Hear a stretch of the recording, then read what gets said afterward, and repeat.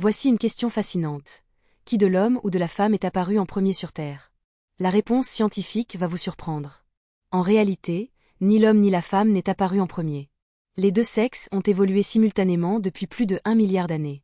La reproduction sexuée est apparue chez les organismes unicellulaires il y a environ 1,2 milliard d'années.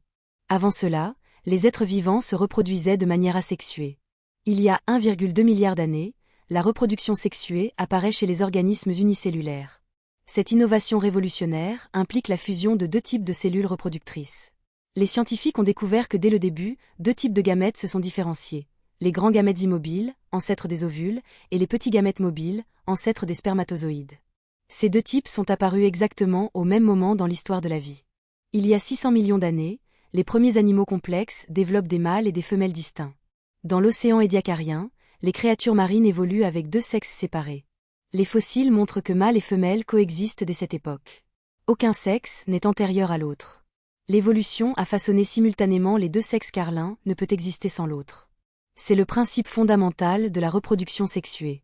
Il y a 200 millions d'années, les premiers mammifères apparaissent avec des mâles et des femelles parfaitement développés. Ces petites créatures nocturnes, contemporaines des dinosaures, possèdent déjà le système XY de détermination du sexe. Le chromosome Y, spécifique au mâle, contient le gène SRY découvert en 1990. Mais ce chromosome Y est récent dans l'histoire évolutive, seulement 200 millions d'années. Avant, d'autres mécanismes déterminaient le sexe. Il y a 300 000 ans, Homo sapiens apparaît en Afrique. Les premiers fossiles découverts à Jebel-Irhoud au Maroc en 2017 montrent des hommes et des femmes vivant ensemble. Sur 7000 squelettes d'Homo sapiens étudiés, les deux sexes sont toujours présents simultanément. Le dimorphisme sexuel, c'est-à-dire les différences physiques entre hommes et femmes, existe depuis le début de notre espèce. Les hommes mesurent en moyenne 15% de plus, les femmes ont un bassin plus large pour l'accouchement. La science est formelle, hommes et femmes sont apparus exactement au même moment. L'un ne peut exister sans l'autre dans la reproduction sexuée. Depuis 1,2 milliard d'années, les deux sexes ont toujours coévolué ensemble. Cette interdépendance est inscrite dans notre ADN commun à 99,9%. Le chromosome X, présent chez tous les humains, est identique chez les hommes et les femmes.